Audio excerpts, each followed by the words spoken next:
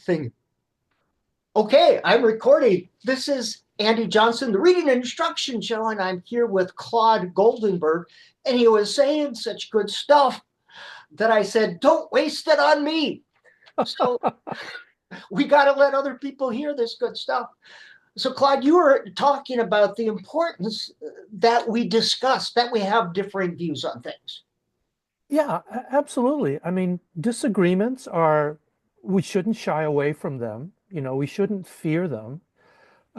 We should, I mean, not to be Pollyannish about it, but, we should embrace them.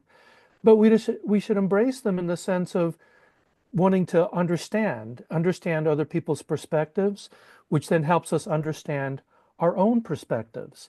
And so when I reached out to you a couple of weeks ago in anticipation of the webinar that you hosted with my colleagues, sort of from CABE, California Association for Bilingual Education, I was just thrilled that you responded positively. I asked you to, maybe do a guest gig on my Substack. You invited me to be here on your podcast, and here we are. I mean, I welcome it, and I thank you for it. And I look for people that might have differing ideas. Because as I was telling Claude, as I encounter new information, rational human beings evolve and change their thinking. And the way I think about things 10 years ago is different than I do today. And I hope it's different in 10 more years. I hope I continue to evolve and change my thinking. Does that make me wishy-washy? No, that makes me a good human being. I agree, and I want to join you in that category, of not wishy-washy, but open to consider other perspectives.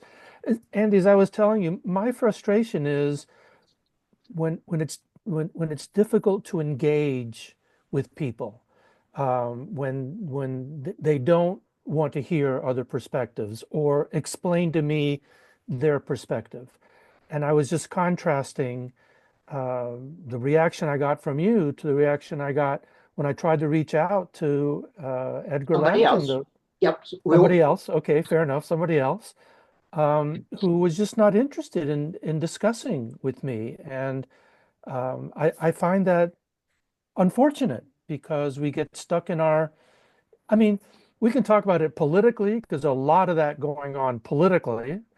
Enough said about that. But in our own world of literacy research and practice and policy, there's just not sufficient engagement, to use a political term, across the aisle. And I find that very dispiriting, very dispiriting. So I want to again thank you and applaud you for your openness. And I agree as well. When I post online, I do have snarky language sometimes. I admit that up front. But I've tried Okay. reason and research for years and I'm pretty much ignored. But if people respond to me, I will respond to their ideas in a respectful way. But it's usually demeaning. I haven't taught, I don't know anything, and this or that and the other thing, which is fine. I could be a bad human being. Well, that's a given. But what exactly do you disagree with me about? So Yeah. that, Good and enough. I find it troubling that teachers are afraid to speak out because they fear for their jobs about literacy. Yes, that is true. That is absolutely, people feel, and again, it's true. It's not just in our field. It's not just in our domain. It's a kind of a general human condition. And again, we're seeing this in many domains and spheres of life. It is really unfortunate when people feel like they can't express another opinion, another perspective. It is kind of a balancing act because on the one hand, there needs to be cohesion in organizations and in whatever human endeavors, networks and so forth. Because without cohesion, everything just sort of fragments. But at the same time, you need to make room. You want to get away from groupthink, Yes. from just hanging out with the people who agree with you, reinforce you, and that has problems of its own. So we agree in principle, but actually enact that is a challenge, and it's a constant struggle to kind of balance the two. Need for cohesion, but also need space for individual to express their concerns, bring different information to the fore, different data, call it research, call it perspectives. that's the balancing act that I think is very difficult to pull off, but I think we have to aim for all the time. Okay. Well, one of the things that led to this conversation was the idea of the reading wars. Do you want to start there? Sure. Okay. Um, so the question, I guess, when you start there, do we start with the question of is there a reading war? Are there reading wars? And just to backfill a little bit for you and our audience, on this Substack that I started a few months ago, I invited people to a conversation. And what's a Um, Substack? I'm sorry. oh, no, that's okay. Oh, I thought it seemed to me like you were a social media gonzo. No. So a Substack is it's like a gussied up blog.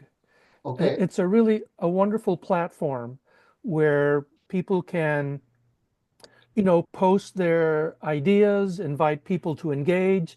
It's very, very similar to a blog, but it's got a lot of other attributes that make it sort of ready-made for this kind of free exchange of ideas. Can It's you become have very popular recorded here. comments and interaction? Yes, yes. In Okay. fact, that's what I'm trying to get more involved. So my first foray into this was to host a conversation. I was hoping to do it on the Substack. I mean, if anyone's interested, just go to substack.com and you'll find out what this is. And if you search for me, you can find my Substack, which is entitled "We Must End the Reading Wars Now." So the first conversation I want to have with people, which we actually had on Zoom, because Substack is not a really good platform for the kind of interaction with lots of people that I wanted to have. So we started on Substack, then we moved over to Zoom. Okay. And the opening question was, oh, is there a reading war? I Well, mean, let's because have I that think conversation absolutely. because I know our And audience wants us to get into reading. yes, absolutely. So, a lot of it is sort of semantics. That's what language is, Yep. sound and meaning. That's language, meaning, semantics. Whether you call it a war, whether you call it a kerfuffle, whether you call it a series of freighted discussions. And you're right. In one of your emails, Andy, you said that was a term that was coined by the media. And that's actually true. The first, according to my AI bots and the research that I've done, the first instance of the reading wars appearing in print was in an Ed Week article from 35 years ago, an article by someone named Robert Rothman. Hmm. And the title of the article in Ed Week was "From a Great Debate to a Full-Scale War. Disputes over teaching reading heats up." So it was coined in the media, but in fact, it's been picked up by academics. I mean, Jeff and Peter Bowers, I'm sure you know them, UK academics. They wrote an article in the Washington Post on the reading wars. Brian Camborne, I'm sure you know that name. He wrote a brief history of the reading wars. Our own famous David Pearson, eminent academic in this area. He wrote a 2004 article on educational policy called "The Reading Wars." So it's not true that it's a purely, um, how should I say, journalistic confabulation, something constructed by the media in order to make people fight against each other. It's been adopted very wide scale, the term. Now, has it outlived its usefulness? I think undoubtedly yes. That's why I think we need to end it. Whatever you call it, kerfuffle. Now, we still have disagreements, but we should have the kind of disagreements that you and I are having, that we'll get into some substantive issues. Um, but the people on the Zoom that we had all agreed, yeah, there are these wars, and there are these wars, and they're not helpful to anyone, certainly not the children. And we need to figure out a way to talk through them, think about them, engage in a way where the warlike metaphor no longer makes sense. I think that was Okay. the message I got. Very good. Very good. So I will cede your point that it is leaked over to some in the educational context.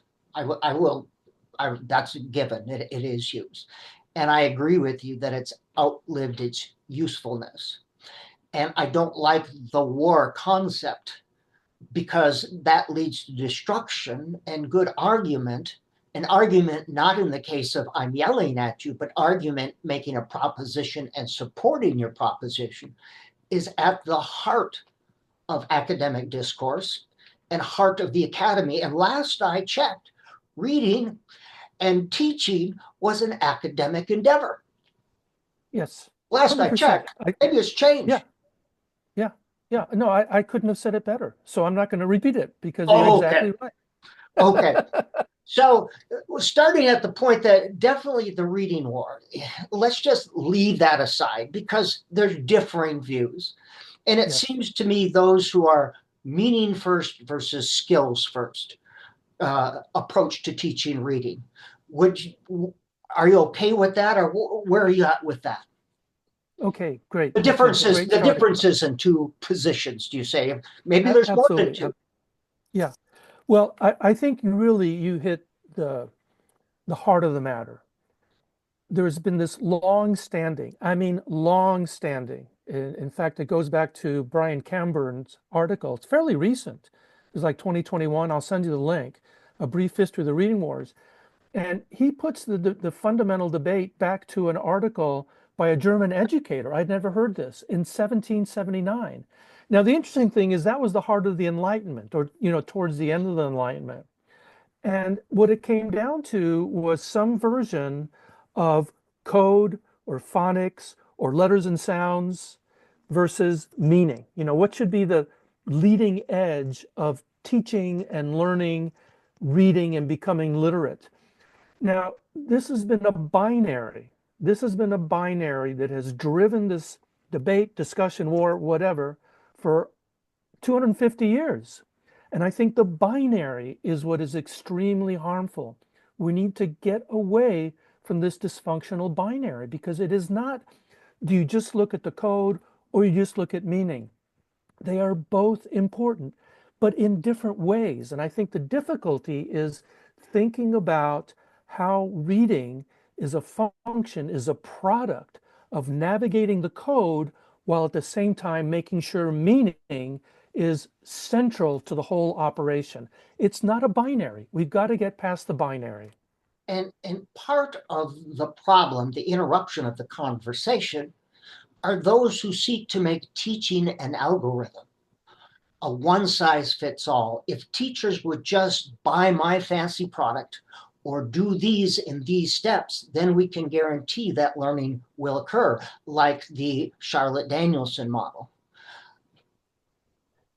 Yeah, I mean, there's a lot of, how should I call, say, kind of I think superficial thinking, either looking for something off the shelf that will solve all of your reading problems, Yes, or going to some reading guru that's right. and that will We're, solve your we're reading one problems. product away. If I just buy this product, then my reading problems will be solved. And there Yeah. are no educational messiahs. No, no, there aren't. In fact, I heard Michael Fullan one time say the reason people refer to gurus is because they can't spell charlatan. Yes, So if anyone calls you a guru, say, I, that's I masking charlatan. I always tell my audience, I say, I have no answers for you.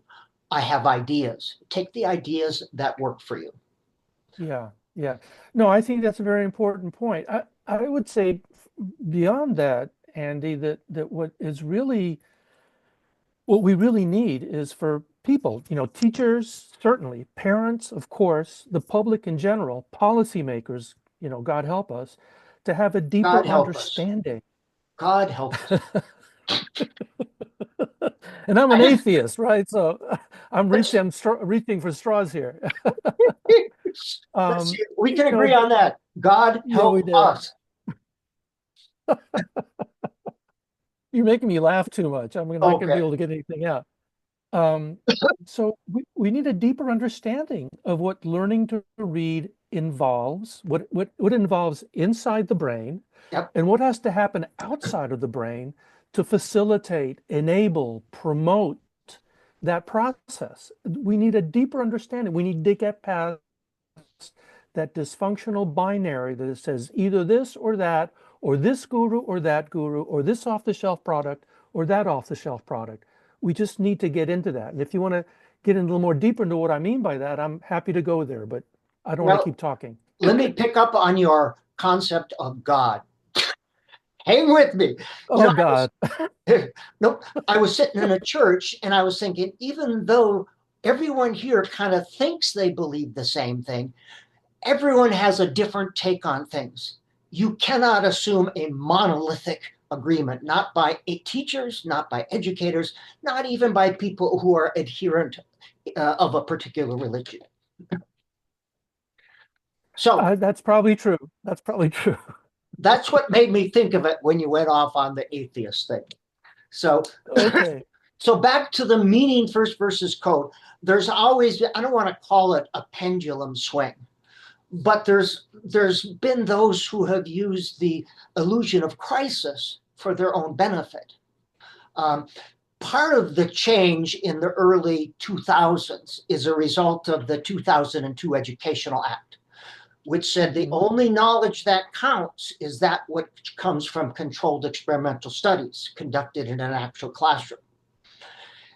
And I think that's a very restricted view of what counts for knowledge, but that's the only kind of knowledge that the government would fund. Therefore, you saw this change in the types of research being published. I would be okay with that if it were applied in all cases. And in the case of the science of reading, that tends not to be the case. What tends not to be the case? Well, let's take an example. For example, letters professional development.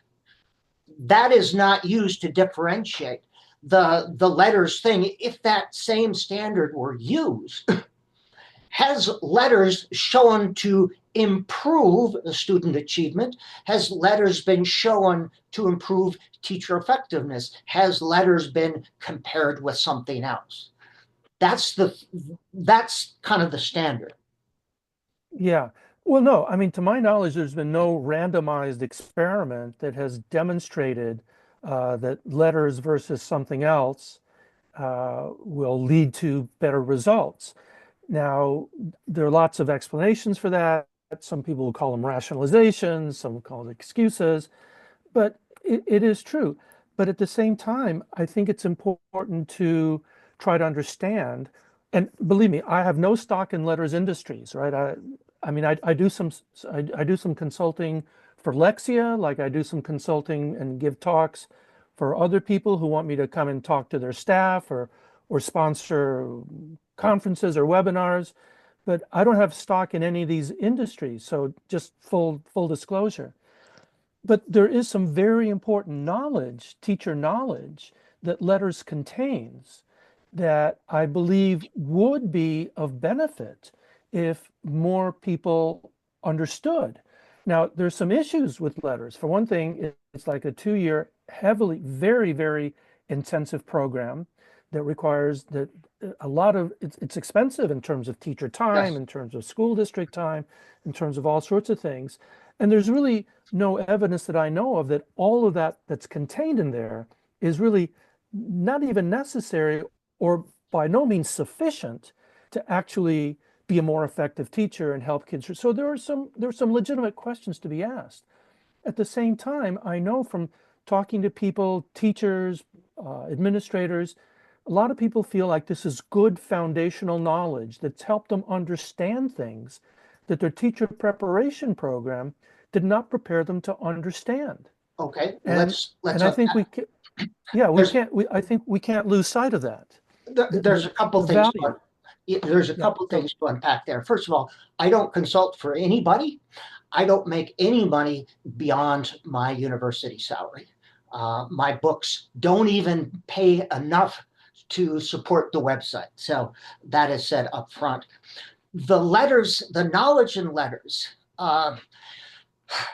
it has not been shown that this knowledge, and tell me about the knowledge, orthographic Yeah. mapping, for example. That's one thing that's been shown to be important. People may think it's important, but is it indeed important? Does it contribute to our ability to teach and learn?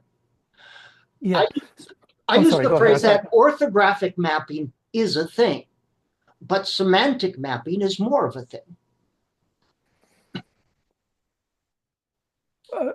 Well, they're both they're both things. In fact, if you really let's talk about orthographic mapping. I mean, I don't know how weedy you want to get. We can get really kind of weedy, and you tell me if I'm going off the deep end here.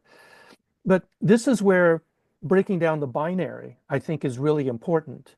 Because if you think about the concept of orthographic mapping, one of Linnaeus' most important contributions to our understanding, what orthographic mapping means, literally, is that the individual, the learning, the beginning reader, and then as you go through your reading development, it continues. You don't leave orthographic mapping in the dust Yeah. once you pass second grade. But what orthographic mapping means is that the individual binds or connects or maps the spelling of a word, right? Its orthographic representation, its visual representation. It maps the spelling of the word to the pronunciation of the word, the phonemic aspect. The phonemic representation is mapped to the orthographic representation. That's orthographic mapping. Now, Okay. that mapping then gets linked to the meaning of the word. Yep. So you have the mapping of the phonology to the orthography, then to the semantics. You see, Okay. that breaks down the binary right there because Let's it's like this three-legged stool let's that is let's stop involved right in there learning a with word. three-legged Okay. stools and whatnot. You know, Louisa Moats has done a lot of quote research, and her research essentially is surveys and tests. That knowledge, that linguistic knowledge, is not essential in reading. When you hear the word cat, you don't link it with orthographic memory, and I'll call it memory versus mapping. Because the mapping, as she describes it, is a form of memory. When you hear the word cat, you link it with semantic memory. Now, that doesn't mean that semantic mapping does not exist. It does. But during the act of reading, we engage semantic memory, and we don't see words floating in space outside of context. We always see words in the context of a sentence. So that's where I would say, okay, well, that knowledge is of interest. But I think it's more important. The human brain creates patterns based on semantic knowledge. Thank you for your patience. No, So not at all. that's where I would disagree with Aries and letters, that this knowledge is important to be a good teacher, and it simply is not, has not been proven to be necessary or sufficient for Okay, helping so children let's create meaning with print. Does it raise scores on understood. tests? Perhaps. On a measure of spelling? Perhaps. Does it raise scores on a phonics test? Perhaps. But these are short-term games and not long-term. Anyway, So, okay, so let's dig a little deeper because I mentioned, and I don't know a lot of, I'm not a full disclosure, I'm not a neuroscientist, right? I don't know the difference between my earlobe and my prefrontal lobe, so don't ask me any hard questions. But what I know, what I believe I know, what I think is true from the neuroscientist I've read and interacted with is that certain things need to happen in the brain in order to read, right? Now, before I get into that, let me make a kind of statement here that you may or may not agree with. And that is that learning to speak and understand oral language is related to, but different from, learning to read and write written language. I Oral think I would language, agree with that. okay, good. Written language and oral language are distinct, related, but distinct. And I've written they are can inform each other, but they are Yeah. not the same. Yes. Okay, perfect. So far so good. See, this is good. Um, We agree on. it's good. I knew it. I was very optimistic, and my optimism is being borne out, I'm happy to say. Okay, Yes. so they're different. Now, We are born, and there's evidence to this from developmental neurobiologists and evolutionary developmental psychologists and so forth. There's evidence, and I believe it's true, that we are born wired to attend to and make sense of human speech. When a neonate, a newborn, a very young baby, the oral stimulus, the oral signal that most gets its attention is human speech. Now, if you have a loud noise, there's a startle reflex, right? That's kind of a reflex. But what gets volitional attention is human speech. Let me jump in there just Yes. on that point. Sure, sure, sure. There are over 200 phonemes in the human language, and at birth, humans can perceive all of them. But Yes. through the act of pruning, that some of Yes. these neural pathways disappear and the ones in your language become strengthened. So Yes. around age 16 months to 18 months, human beings have evolved to be able to attend to the phonemes around them. So this is a little bit different, but I think it's an important distinction that we're not hardwired. We're hardwired to attend to our environment. Well, more specifically, not just to, it's differentiated. We're hardwired to attend specifically to the sounds of human speech. That will get more attention than a truck passing by, than the music going on. I mean, I don't say this from my own experiments because I don't do those experiments, but the development, I can give you a citation if you'd like, but the developmental psychologists who study these things have found that the oral signal, stimulus, call it what you will, that most gets babies' attention is human speech, regardless of the phoneme, because you're right, we're set up to process whatever and over time, but whatever human speech stream comes in, that's what babies most respond to orally, just like visually, the human face gets most of their attention And visually. the case is because that's a mother and a human being responding vocally to those things around them. In a thought experiment, if some baby did not or could not hear, then they would attend to visual signs or whatever. But Well, it's that interaction that creates meaning. Andy, I mean, thought experiments are okay, but they don't have any data. That's the problem with thought experiments. And an Well, actual experiment, there's data to support the idea of pruning well, that we I'm attend, not, and there's I'm data not, to support that we're not hardwired for voices over one thing. There yes. is data. It's how we interpret the data. Well, the pruning data I don't dispute, and I don't think it's particularly relevant here, but it's an interesting point. The data that I'm talking about is that human speech gets the attention of very young babies more so than any other oral stimulus or signal, right? We agree on Now, that, but it's the cause why they do it. well, yes. How we interpret that, the Well, cause. when babies are just out of the womb, how would you interpret the fact that they are born more attentive to human speech than any other oral stimulus? How would you interpret that? They're born with it. How would you interpret that? So a newborn attends to the sound of a voice more than a clicking of the fingers. Is that what you're saying? Correct. Correct. Interesting. Well, that could be an innate thing. I don't know that to be true. I don't know Okay. that to be true. Okay. But we I'll know send you in the I'll early send you the months, reference. Yeah. because it I'll has send you the been references if you want. all right, it's been Yeah. exposed to human voice both in the womb and That's as right. first comes That's out. right. I mean, that could So be explained, but it's how we it interpret could. that. That's fine. But what you said is key. It's innate.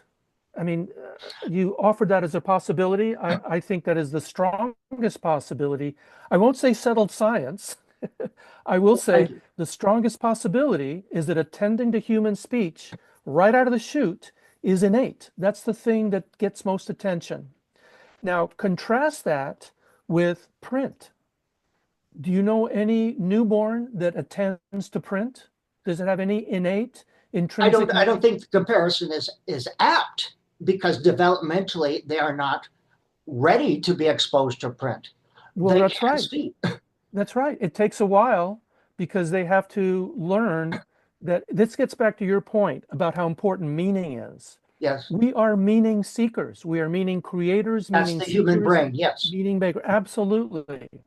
And the best interpretation that I know of these data is that intrinsically we know, in quotation marks, because it's unknown what a 2-day old knows, but intrinsically, inherently, we know that something meaningful is coming in when human speech is coming in. That's why that's more gets children's attention, babies' attention more so than clicking your fingers or a Mhm. truck passing by or something.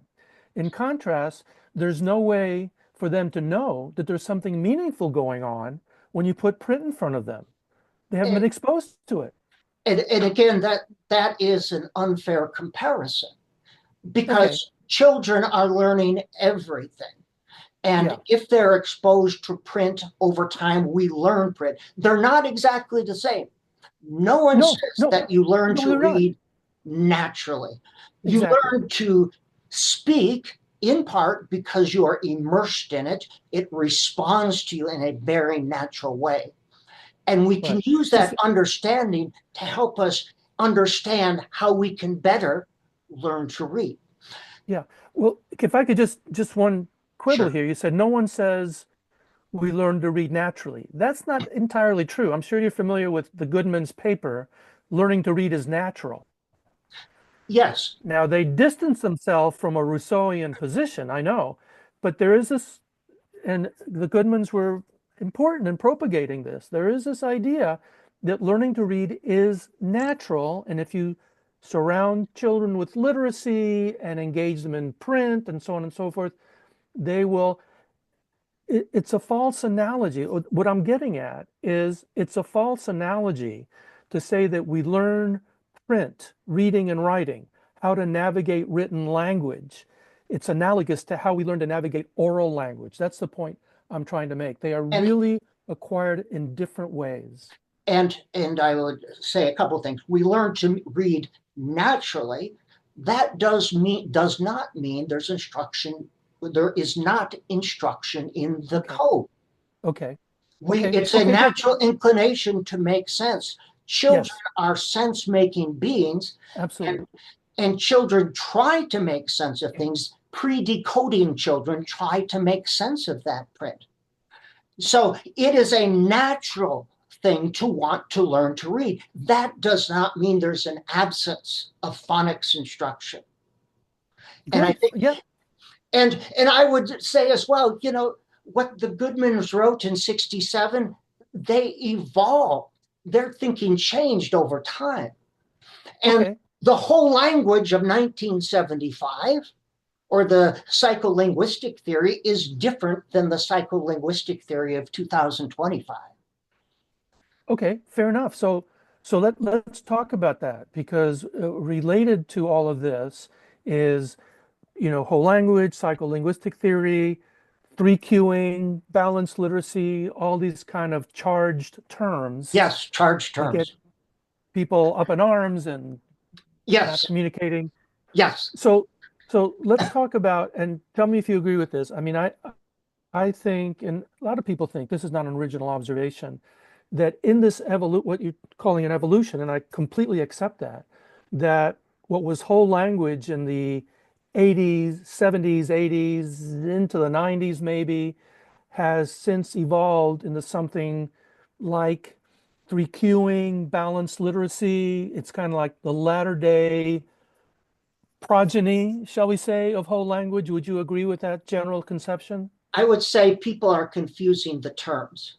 Whole language can be, is it a theory? Is it a philosophy?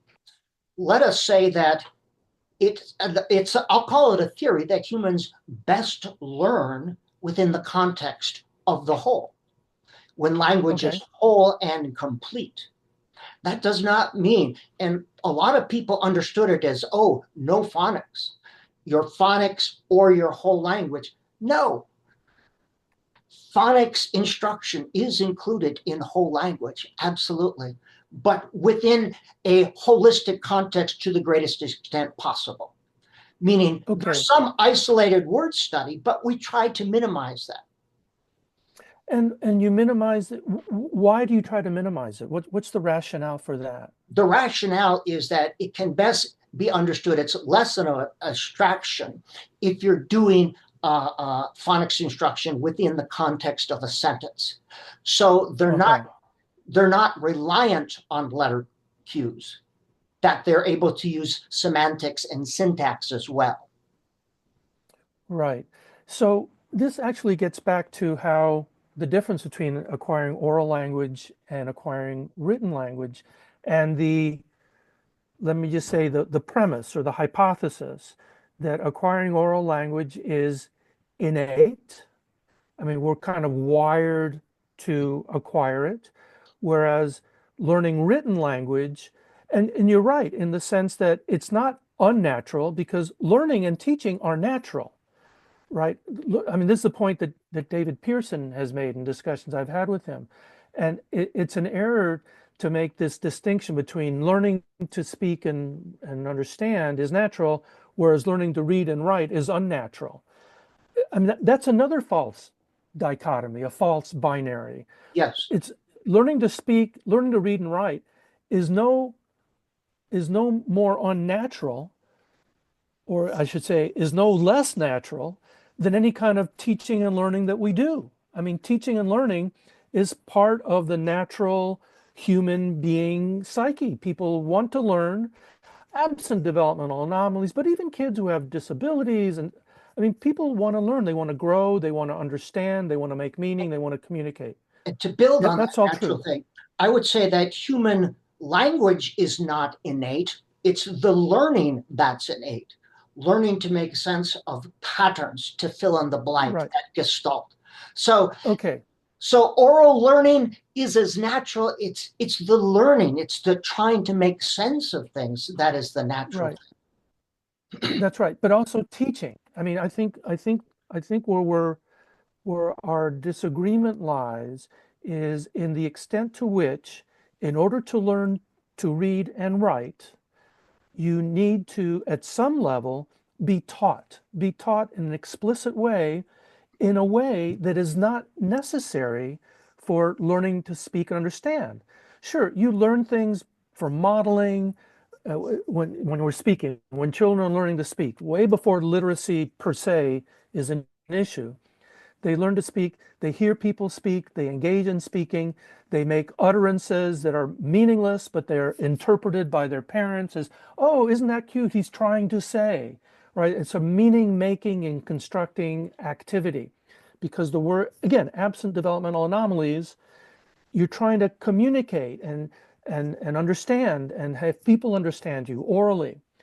But learning to navigate written language is a different sort of thing, because it requires, and it varies. Some kids need very little. It seems some, you know as well as I do, that some kids learn to read as they learn to read and speak and understand. I mean, I agree that's a with two given. things that you said. Yeah, sure. You said it's different. Children learn differently. I would agree with that. It varies. And No, I'm sorry. I said they learn to read and write and speak and understand differently. okay, but Yeah. the amount and type of instruction varies that they need. All right. Well, yes, Okay. that part, And I right. would say that all human beings need that instruction, need that explicit instruction. I agree with you. It's not the Okay. what of phonics instruction, it's the how and the how much. Yes. Therein, I think, lies the difference. Yes, I agree. And part of the thing that makes it difficult is, we were talking about how we all have a tendency This to is a good cite. thing, by the way. We've Yes, got to the heart, we've found kind of the heart of a disagreement. I think so. I think so. I think there are actually several hearts, but this is definitely an important one. It's I a mean, big heart. let's You've got beat a this big one, heart, okay? Claude. You're a big-hearted man. Yeah, well, thank you. And likewise, I'm sure. So yeah, so this is true. It's tremendous variability, as there is in all sorts of human activities. Yep, So some kids need very little direct instruction, other kids need a whole lot. Most us normal mortals are, somewhere in I agree between. with you on that. You. Yeah, absolutely. And so the question is how much, as you said, how much and how to provide the necessary instruction in the act of reading. And by reading, I'm going to define reading right now very narrowly. Okay. And I realize it's a much more expansive thing. We can talk about reading Yeah, let's very get our narrowly. definitions of reading first. That might Yeah, help. yeah. I mean, reading can be defined very narrowly as being able to pronounce a word that's written on a page, right? That's a very narrow definition of reading. But reading is also metaphorical, all the way up to reading the room, right? I mean, and all points in between. We say someone is literate, and we don't mean necessarily they can read and write, but they're familiar with a certain literary canon. How many times do we hear, oh, he's barely literate? What does that mean? Well, they haven't read the important books, and so they're not really literate, even though they can read and write. Back to reading. I would define reading as creating meaning with print. Okay, You great. can Let's, sound out words in Latin, but you are not creating meaning. In the same way, right. children read and have meaningful miscues, but are still generating deep meaning. Yeah. Okay. That's the Well, difference. that's fine. I mean, how many times have you heard people say, and I have a lot, well, I can read it, I can read Latin, I can read Spanish, I can read Finnish, but I don't understand it. Are they using reading incorrectly? No, they're not using reading in the way that you're saying reading means. They're not reading, they're sounding out the words, and there's a Well, difference. but people say I can read, but I don't understand it. In which case you would say, no, no, no, no, you're not reading. If you're not understanding, you are incorrect in saying you can read it. Would Uh, you correct them? no, I would say you're not comprehending. There's a Okay, lack but of you said you're not comprehension. reading. You They can are you attempting to read. They are attempting to not read? Okay. comprehending what they read. Okay, fair enough. They're They're not attempting to comprehending. create meaning. They're just Right. a little short. My only point is that there are different definitions of reading which are operative depending on what you're talking about. So let's go with your definition that reading is making meaning and comprehending. Creating Now, meaning with print. creating meaning with print. That's right. Now, and this gets back to the difference between acquiring oral language and acquiring written language. And I just want to delve into the brain for just a minute. I gave my disclaimer about not being a Yep, neuroscientist, but what I believe is true, and I think has been demonstrated. I'm not going to say settled science. I mean, it's a toxic term, but it's been demonstrated. The data support the proposition that in order to be able to read, there's got to be created something that's known as the reading circuit or the literacy circuit, where areas of the brain that are involved in processing sound, phonology, and processing the visual representations, the orthography, connect with oral language, how that makes meaning, the semantic aspects. I said something about a three-legged stool with respect to orthographic yeah. mapping. That I know. three-legged stool has an analogy in our brain. You've got to connect phonology to orthography to semantics. That connection is what makes reading possible. Without Okay. that connection, reading is either extremely difficult or some might say impossible. That's what needs to happen in the brain. Phonology, orthography, semantics, reading circuits. Let me respond. I too am not a neurologist, but I have tried to bring myself up to speed on the brain research. And I know a lot of the stuff. Dennehy, is that Stanislav? Dehan, The Stanislaus Dehan. methodology, when they look at one word out of context and find which parts of the brain light up, that's not reading. That's And that's not pronouncing and a that's not what word. they study. That's Andy, that is a misrepresentation of those studies. I That think is many of the studies. We must look at the methodology behind these studies. Are absolutely. they studying reading online as it occurs? Are Yes. they studying a variety of people? Are they studying one or two people? No. Looking at words lighting up. Words in meaning, in context, in sentences. Yes, they absolutely study that. 100%. And don't believe me. I mean, don't believe DeHaan if you don't want to. I mean, you can Kenneth Pugh.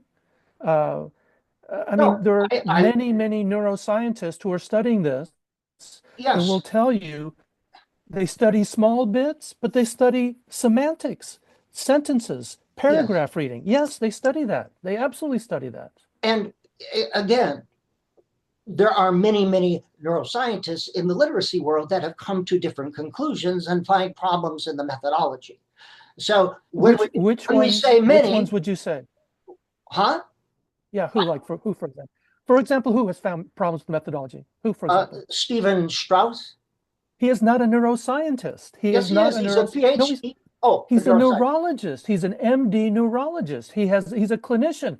And I'm sure he's a very good clinician. I'm not going to say a single bad thing about him, other than the fact that he doesn't know what he's talking about when he disputes the findings based on methodology of the neuroscience. I mean, he just doesn't know. He's not a neuroscientist. Try to find a single article by him on any research he's done. You cannot. I've looked up and down. I've asked him. I've asked the people who push his theories and anti-theories forward. No one can come up with a single piece of research that this gentleman has done. He must be, I'm sure he's a great clinician, but neuroscientist, I guarantee you he is not.